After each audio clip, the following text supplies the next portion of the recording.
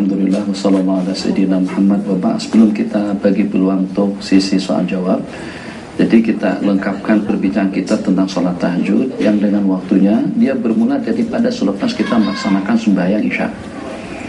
Hanya kalau pada saat sembahyang kita kerjakan selepas sembahyang isya, sembahyang sunat, itu disebut dengan sembahyang atau disebut dengan qiyamul lail. Tapi kalau kita kerjakan selepas kita bangun tidur, namanya salat tahajud. Jadi tak ada beda antara qiyamul lail dengan salat tahajud. Apa bedanya? Beda itu di segi nama saja. Kalau kita sembahyang selepas kita bangun tidur, namanya tahajud.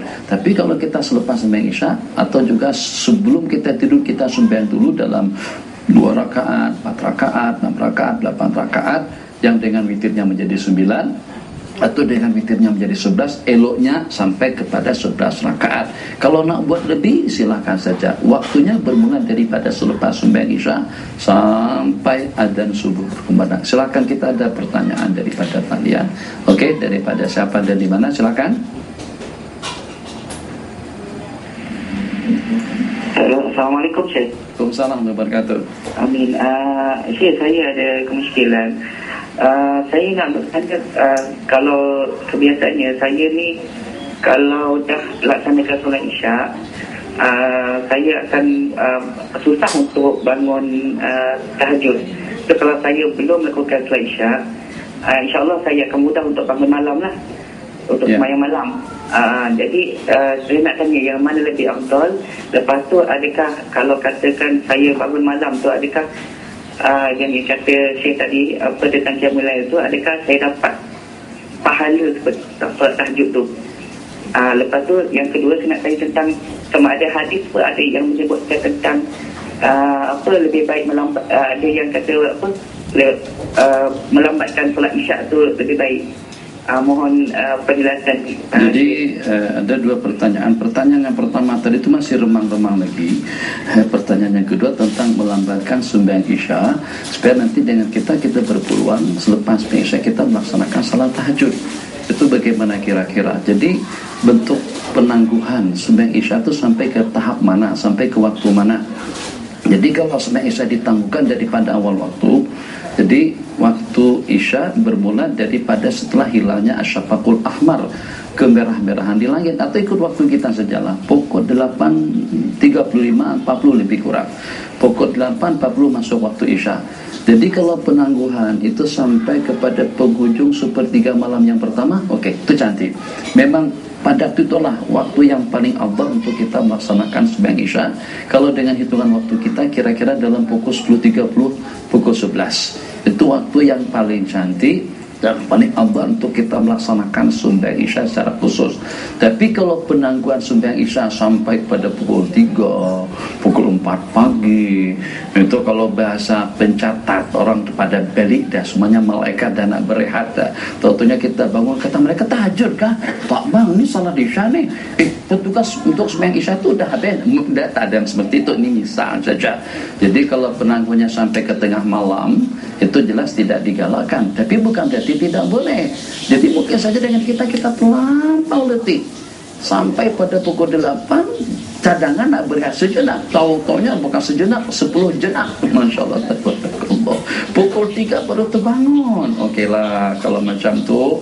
Jadi untuk kita mengimbangi ketaksiran kita melambatkan sembahyang isya tadi itu, kita imbangi dengan salat tahajud dalam beberapa rakaat dan kita akhiri dengan witir. Jadi kalau penangguhan seperti itu, oke. Sementara dengan pertanyaan yang pertama tadi itu saya tidak jelas, mungkin ada yang jelas mendengar tadi itu, silahkan daripada hadirin yang boleh menjelaskan pertanyaan yang pertama. Oke, silahkan pertanyaan daripada studio kita, silahkan. Bismillahirrahmanirrahim. Soalan daripada Facebook. Soalan daripada saudari Ana Maria Saila. Kenapa setelah beristiqamah melakukan solat tahajud masih lagi tidak dapat merasai nikmatnya beribadah malam? Di manakah silapnya? Jadi setelah istiqamah dalam melaksanakan sembahyang tahajud tapi masih belum dapat menikmati keheningan, ketenangan, kebeningan waktu malam. Itu bagaimana? Sebenarnya kalau pada saat kita sudah istiqamah itu pun juga suatu anugerah nikmat yang paling besar yang Allah bagikan kepada kita.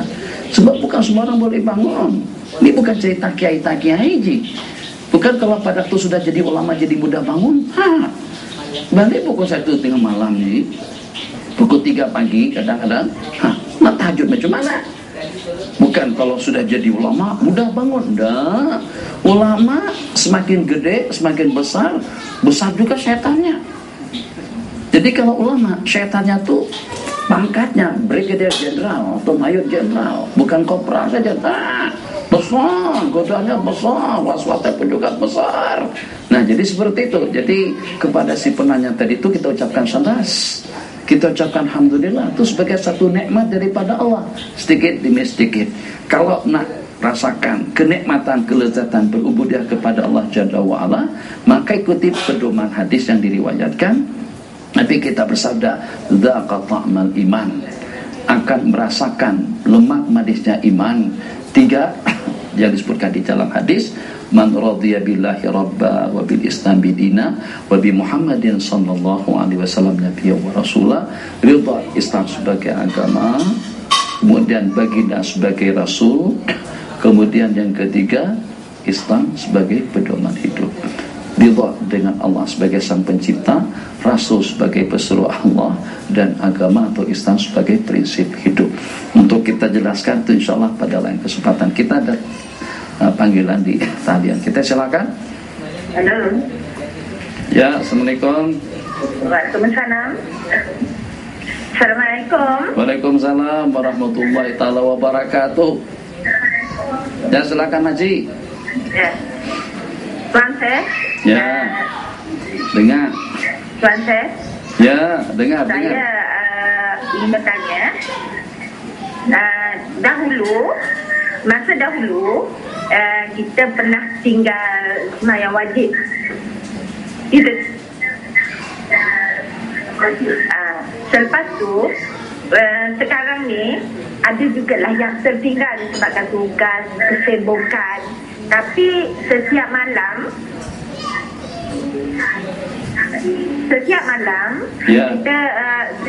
kita dikejutkan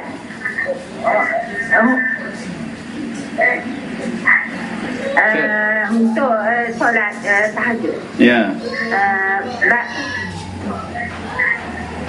Bagaimana tu? Itu yang pertama. Yang kedua, surah apakah yang lebih afdal kita baca semasa melakukan sembahyang tahajud? Okey, ada 2 pertanyaan. Jadi pertanyaan yang pertama, dulu lama-lama sejak masa remaja, mungkin masa jadi kaki Bukit Jalil misalnya, jadi kaki hiburan dan sebagainya, banyak sembahyang yang tertinggalkan. Sekarang ini Allah dah berikan bulan kasih sayang, Allah tarik orang tadi itu daripada kaki Bukit Jalil kepada kaki masjid, daripada kaki hiburan kepada kaki zikir. Alhamdulillah. Jadi pada masa bertahajud, eloknya kira-kira buat sembahyang apa? Apakah buat salat qadaan ataupun juga buat sembahyang tahajud? Jelas sekali, macam manapun afdalnya salat tahajud, sembahyang sunat, sembahyang rawatib, dan juga ibadah-ibadah sunatannya, tetap saja tidak menandingi ibadah wajib. Jadi jangan sampai dengan kita tidak pandai memilih. Ini kawan-kawan daripada UGM, UN, daripada mana, tak kisah, ahlan wa sahlan, selamat datang semuanya. Pernah belajar matematika tak? Pernah kan? 1 dengan 7 banyakkan yang mana? Yang 7 lah. Mana boleh 1 lebihnya daripada 7. Kalau 1 dengan 70, lebih banyakkan 70. Nah, macam tu perbandingannya pada si penanya kita tadi itu. Kalau kita setakat bersalat tahajud saja, kalau dilipat gandakan pun mungkin sampai pada 700 lipat kali ganda pahalanya. Tapi kalau dengan yang fardu kali campur 70 kali itu lagi. Jadi jangan sampai tak pandai mengira. Kalau dengan salat qadaan dapat 70 minimal, paling sedikit dapat 70. Tapi kalau dengan sembahyang sunahnya dapat 1 saja. Atau dengan perbandingan yang lebih bijak, perbandingan antara salat qadaan, antara yang fardu dengan yang sunat, seperti perbandingan antara 1 dengan 70. Jadi apa? Caranya agak pelik, tak masalah. Tengah malam bangun buat sembahyang Allahu Akbar, pelik sungguh. Salat tahajud ada kunut kah? Ini rahasia zaman Bukit Jalil di tahun yang tak ada masalah. Kan tak masalah kita baca kunut. Kenapa? Waktu kata salat subuh. Nanti berikutnya 4 rakaat, berikutnya 3 rakaat, berikutnya 4 rakaat lagi, 4 dulu bang, isya 4 bang, berikutnya baru subuh, kunut lagi, begitulah seterusnya. Itu lebih afdal daripada kita mengatakan sembahyang salat tahajud. Yang kedua daripada pertanyaan tadi itu, bertanya dengan surah bacaan yang dibaca. Terserahlah, kalau boleh tiap malam tuh kita baca 1 juz. Jadi caranya macam mana? Kalau kita hafal Quran, bangkit tahajud bismillahirrahmanirrahim, Salawatullahi amin, alif lam mim. Kalau boleh dalam tiap tahajud kita khatamkan 1 juz. Berikutnya dalam 30 hari kita sudah khatam 1 biji Al-Quran. Tak boleh baca Qul huwallahu ahad, tak boleh tak payah baca surah, baca Fatihah saja. Tak boleh baca Fatihah tapi teriak tahajud, udah senyap saja. Baca tasbih Allahu Akbar, Subhanallah, walhamdulillah. Tapi jangan angguk-angguk begitu. Ini misal saja. Baca tasbih, baca tahmid, baca takbir, agak-agak sudah seumpama atau sudah lebih kurang hitungan hurufnya dengan huruf Fatihah, rukuk. Tidak, sujud. Itu kalau seandainya baru masuk Islam, belum pandai baca Fatihah dan surah lagi, tapi ternyata sudah mempunyai keinginan atau Allah bangkitkan dia untuk bertahajud, bermunajat di hadapan Allah Jalla wa'ala. Silakan. Bismillahirrahmanirrahim. Soalan daripada Nurul Ais. Apakah doa yang lebih afdal selepas salat tahajud? Apa doa yang paling afdal selepas salat tahajud? Doa yang paling afdal sesuai dengan keinginan kita. Kita nak minta apa sebab Allah bagi tawaran dah. Ya Allah, kalau kita katakan yang paling afdal sehat, orangnya dah sehat tapi belum kahwin lagi, maka yang paling afdal doa pada tahajud. Ya Allah, Ar-Rahman, hantarkan pasangan hidupku secepatnya ya Allah, lawan, cantik, baik, bijak, tampan atau cantik. Itu doa yang paling afdal.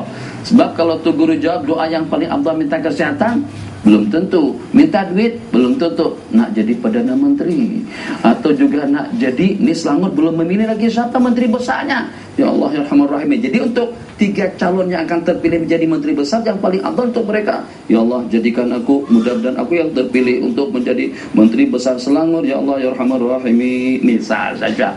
Jadi yang paling afdal doa dengan husnul khatimah, doa agar kita istiqomah, doa agar kita senantiasa selalu berada dalam kebajikan. Sebelah sini silakan. Sikit ya, setengah menit ya, silakan bang. Waktu dah habis bang. Setengah pertanyaan je bang. Mana lebih afdal, adakah kita patut solat seseorang tahajud tu ataupun kita kejutkan kawan kita ramai, kejut mak ayah ke? Ya, elok. Nabi kita bersabda rahimallahu ra'an, moga-moga seorang itu mendapatkan rahmat dan maghfirah daripada Allah pada saat dia terkejut, kemudian dia kejutkan juga istri dia, atau kemudian dia kejutkan suami dia, dengan catatan jangan bergaduh. Kalau saya dikatakan, awaknya aku berhenti, awak dah bangunkan aku. Kalau nak ibadah lah, kalau nak masuk surga masuklah situ, jangan kacau orang tidur. Kalau macam tu lebih eloknya kita jangan kejutkan sesiapa, buat salat tahajud sendirian. InsyaAllah kita akan ada perjumpaan kembali di lain kesempatan. Hadza billahi taufiq, sallallahu alaihi wasallam Muhammad wa ala alihi wa sahbihi wasallam.